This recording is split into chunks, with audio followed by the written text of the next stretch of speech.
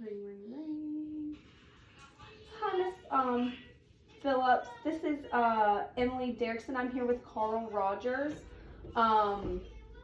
So he had came in today with a wound on his right heel that will not heal, as well as hyperglycemia. When I did his glucose reading, it was a 291. His last hemoglobin A1C was 3 months ago, and he had a 5.2.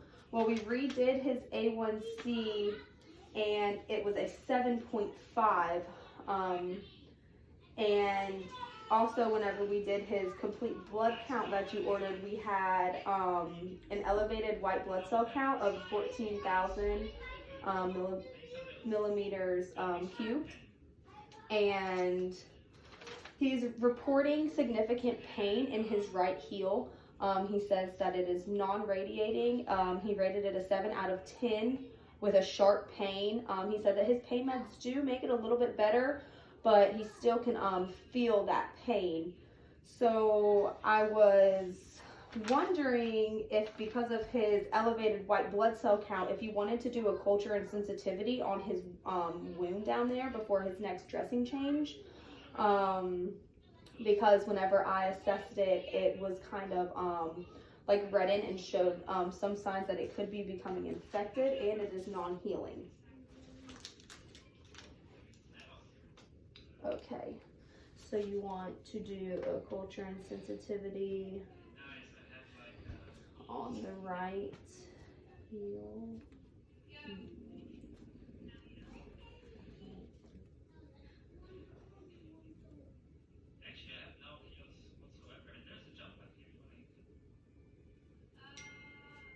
Okay, so you want me to do a culture and sensitivity on the right heel in the AM before the next dressing change? Okay, thank you so much. Yes, I will get back with you with those results as soon as we have them, okay?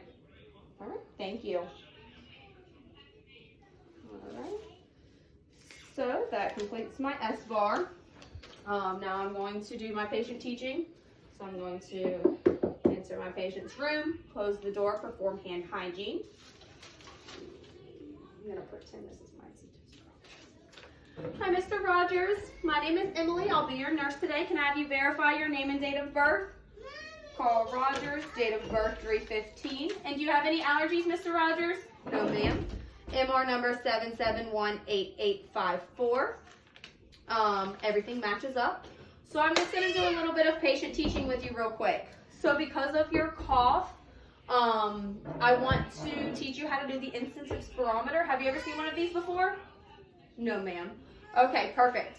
Well, I'm going to teach you how to use it. So you're going to, this tube right here, what you're going to want to do is you're going to want to inhale on it.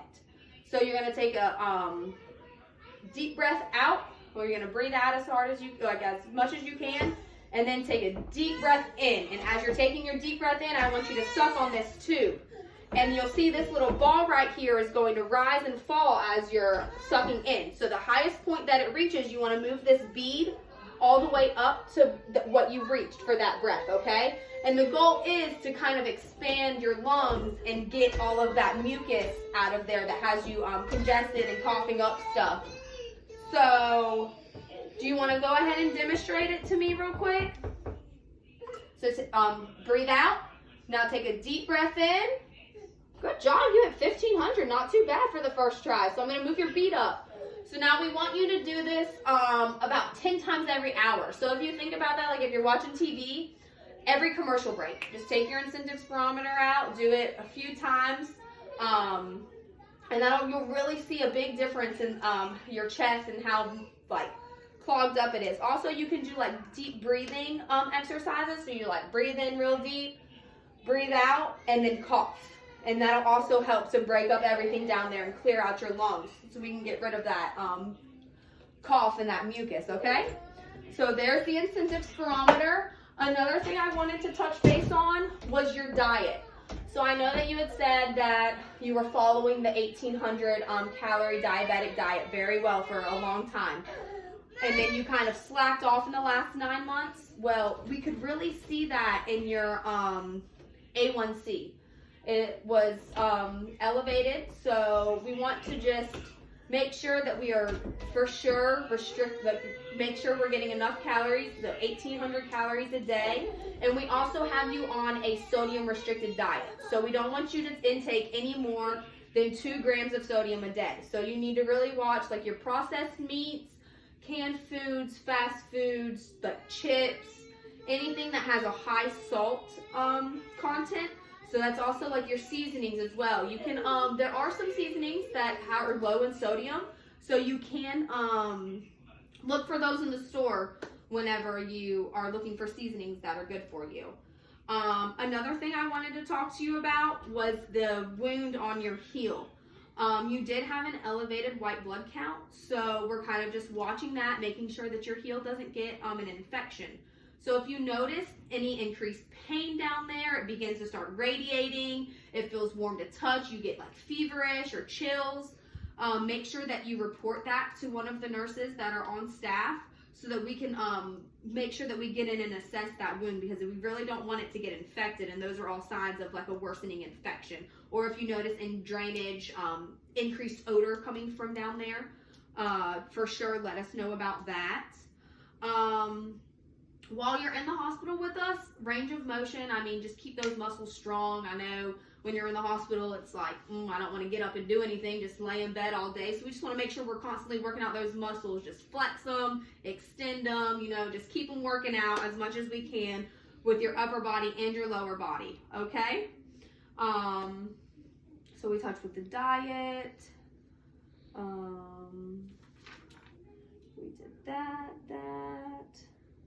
Okay, and I think that is all that I need to teach you for right now. If I think of anything else, I'll come in and let you know. Do you have any questions for me on the teaching? No, ma'am.